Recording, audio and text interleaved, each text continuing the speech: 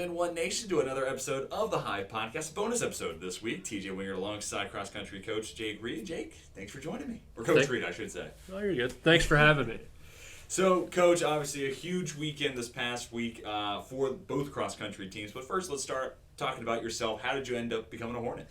So it kind of dates back a ways. I was an athlete of Coach Sprecker's at UNCW. I ran for him for a year and a half, transferred up to Liberty, finished out my athletic career there.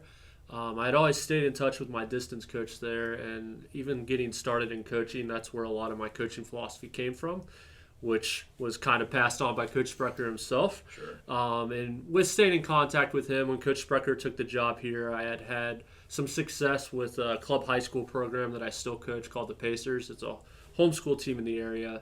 But he had reached out to me and asked if I'd be interested in getting involved in collegiate coaching. And it was a dream of mine, and my wife wanted to jump at it too. And so we landed here together, and we've kind of hit the ball running for 7 years now, and it's going really well.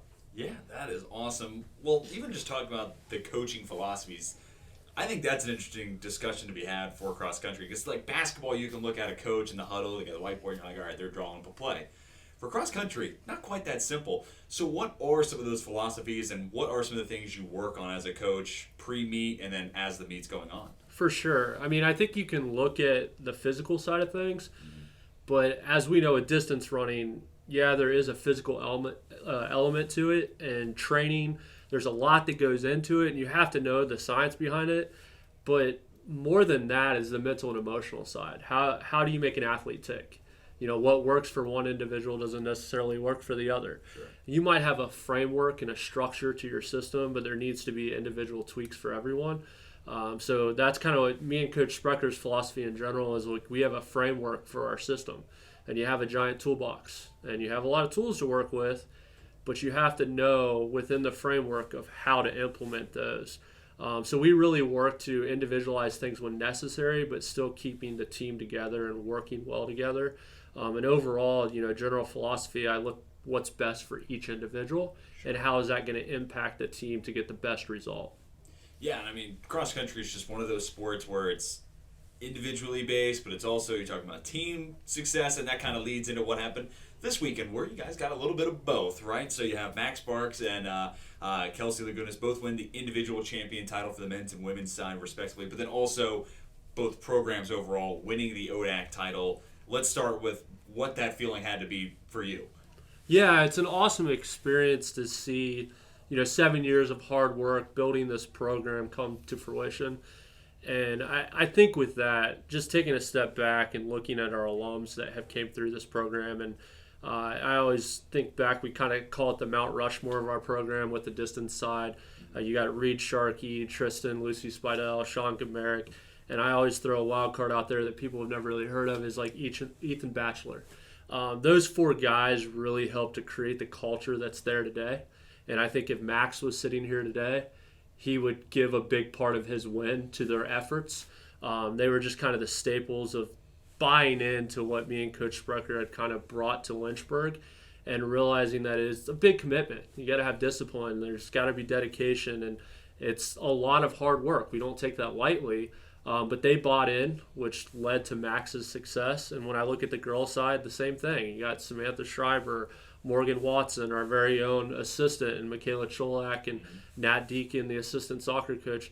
They really got the program to where it is now. And I think they might not have seen the success that Max or Kelsey or our team has seen, on that day. But if it wasn't for them, we wouldn't be where we are. No, for sure. And even looking at a similar point, but just on a little bit smaller of a scale, y'all's season is so interesting to look at, right? So it feels like maybe 2 months ago, y'all are running over at Randolph, and you're telling me, yeah, it's just a rust bus. We're just kind of getting the legs loose. And then, 2 months later or thereabout, you guys are winning ODAC titles. And then eyes set on regionals, which that's another topic of discussion in itself. But how do you maintain that balance between, hey, we got a little bit of time to work with here, but also, hey, a couple months away, we got to start being able to compete at our best level? For sure. A lot of that starts in the off season. Mm-hmm. So I know a lot of sports, it's more about strength and conditioning in the off season, maybe some individual skill work, and then they come together and they start playing. With us, what you do in the off season really sets up your ability to have any success during the season. So what you see the guys and girls doing here during the year, this is done all year round. They may get a few weeks of the year off, but it is, it can be, and we try not to let it become a grind. We try to find joy in the process, and even though there is suffering, I always use the phrase suffer better. We need to find joy in the midst of suffering. But as we're looking at a season layout, we're coming in and we're not backing off early. We're not backing off. We're not trying to run really fast at Randolph. We're not trying to run really fast at Queens. It's not until pre-nats and the ladder races and going into ODACs that we're really zeroed in on performing. Sure. It's more about investment in the process and not worried about the outcome at that point. Totally. So then talking about ODACs themselves this past weekend, y'all were throwing a little bit of a wrench. Now, I don't know how big of an impact this makes, but the course is a little soggier. It's a little, rain kind of plays a factor into that. Does that alter your approach or anything that goes into the race, or is it just, hey, when it goes off and the race starts, we book it? Yeah, as a coach, it always makes you a little bit more nervous. We know ODACs is a big deal. We want to win ODACs, but there's even bigger goals beyond ODACs for us. And when you're lining those guys and girls up at the line and you see those conditions and anything can kind of happen, it does kind of make you a little nervous. Are we going to come out of here unscathed, not just with the win? And we've dealt with some nagging issues throughout the season with a few athletes. And I'll even touch, Kelsey to be one of them. She had a plantar fascia injury at Rowan. Everything seemed to be going great. But when I look at that course and I look at the conditions those days, it makes you a little bit nervous. So to see her come through and perform at that level, it was not just a sigh of relief. It was exhilarating, and just being able to embrace that and say that was an incredible day. No doubt. And then Max Sparks afterwards was talking with Mark Robertson, and he's noted one point in the race where his foot completely gets submerged, and I'm just like, wow, how can you do that? I'm someone who runs, but if it raining outside, no shot. But yeah, obviously a huge day of success for y'all, but like you said, I set on bigger prizes, and next up is regionals, right? Yeah. Yeah. So what is the time frame from now to then? What are you guys working on? So from now to then, kind of like what we had talked about, it's more about performance than necessarily you can't do a whole lot in 2 weeks to get more fit. So just kind of sharpening up, letting them get the legs under them, recover from ODACs. And the big emphasis at regionals is just making sure we have a solid performance to put ourselves in a good position going into nationals. And that's the goal for both teams. Let's get us there to nationals. On the guys' side, I think we're in a position where we can train through a little bit. We can get another solid week of training. And on the women's side, although I think we have a great opportunity to make it, and we should, I think it's time to really get our legs under us and make sure we perform really well at regionals. For sure. And I think both these teams have a fair amount of depth to them, too. And I think that's something that's really special about Lynchburg's cross-country teams is it's not just Marks. It's not just, Frank finishing in second for the men. And then it's not just, Steph. It's not just Kelsey Lagunas. It's everybody. 8 finishes in the top 14, so that's all conference marks, 5 for the women's side.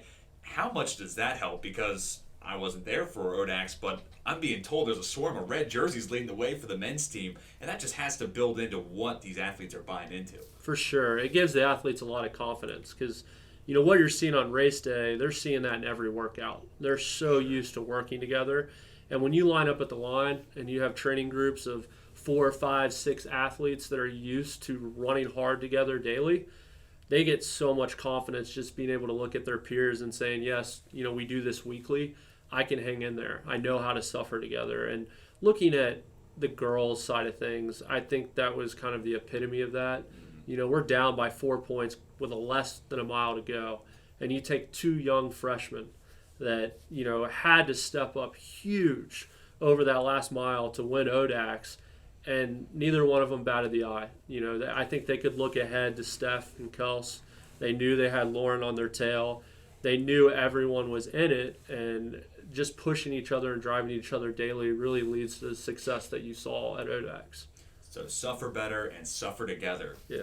I can buy into that. Maybe I got a couple years of eligibility left. I'll hedge y'all up. But awesome. Coach, thank you so much for your time. Anything else you want to add on? No, just excited for regionals, and we hope to bring back another title to Lynchburg. Oh, we'll be on championship watch for once y'all make it out to regionals. That Louisville, right?